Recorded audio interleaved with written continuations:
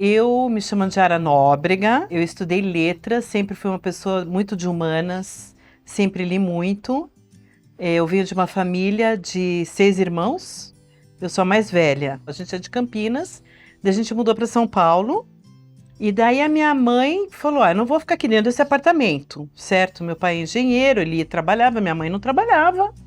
E ela foi, atravessou a rua e tinha um ateliê de costura. Então ela falou: eu vou começar a costurar. Ela gostava, ela fazia as roupinhas pra gente e tal. Daí, nesse ateliê, ela ficou muito amiga de uma outra mãe como ela. E essa pessoa convidou ela para uma reunião, né, num centro do Opus Dei. E ela fala que ela foi, a primeira vez, ela ouviu aquela meditação e falou: esse lugar aqui é para mim. Ela gostou muito. Daí ela continuou indo e ela ficou sabendo que tinha atividades para meninas pequenas.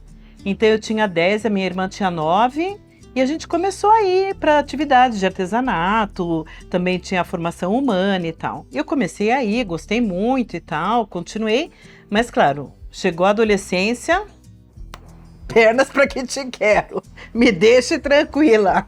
E caí na balada, né? Então eu fui, vivi a minha vida, namorei, né, muitos. Mas, claro, você sabe que tem alguma coisa ali no Opus Dei. Eu sempre senti que tinha alguma coisa ali para mim, né? E que talvez fosse o celibato, mas eu não estava querendo ver muito aquilo. Mas depois, né, que você já experimenta muitas outras coisas, você volta para aquilo que fazia mais sentido para você. E foi por isso que eu recomecei a frequentar, assim, 17, 18 anos, e com 19 anos eu pedi admissão à obra. Esse ano fez 40 anos. Então, assim, quando você olha para trás, você vê que vale a pena, né? É uma maravilha isso. Nossa, é uma grande aventura. E além disso, a minha história pessoal dentro da obra me levou também a muitas aventuras, né? Olha, primeiro, eu passei 2 anos na Itália, em Roma, que foram anos maravilhosos para mim, porque eu morei com pessoas de todos os países do mundo, sabe assim, umas pessoas completamente diferentes e de culturas diferentes. Um dia perguntaram para mim, falaram: Andiara, você não gostaria de começar o Opus Dei no Líbano? Eu falei: no Líbano? Você tá louca? É por causa do meu nariz?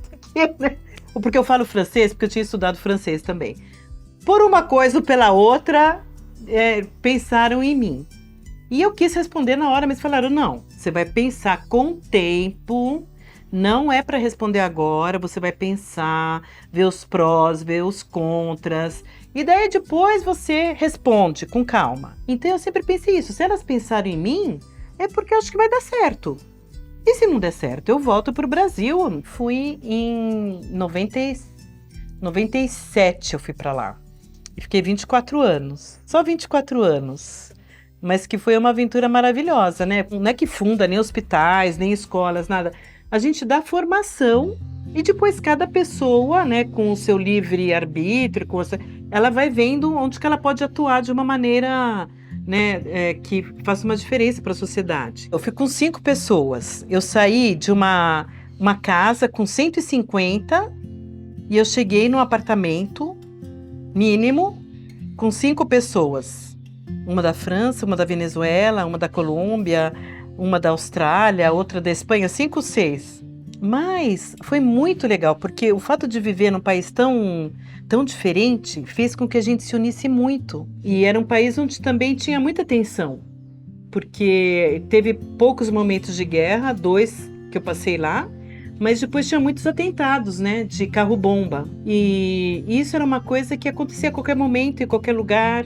Eu sempre senti a obra como família, mas em momentos extremos, a gente toca isso com os dedos, né?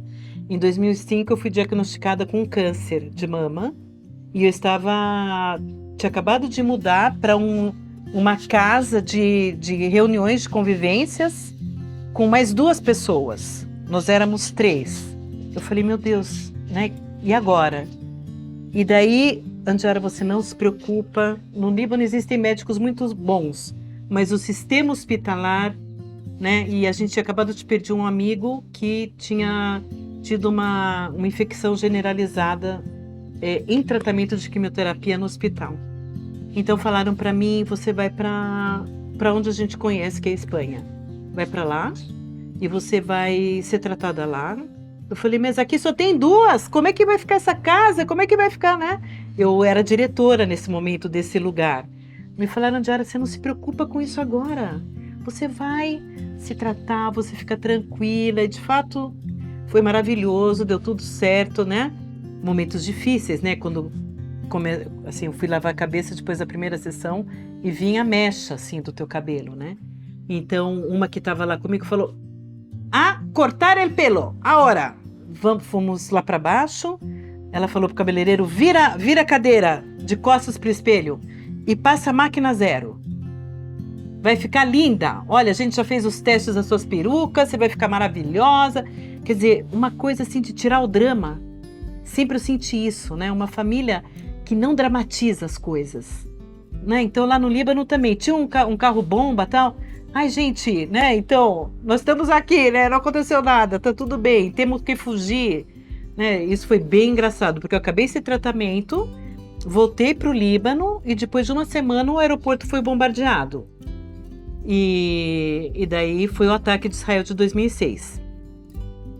Então daí elas, né, falaram pra gente sair do país, sobretudo eu, que eu precisava ainda de um tratamento que não tinha no Líbano, né?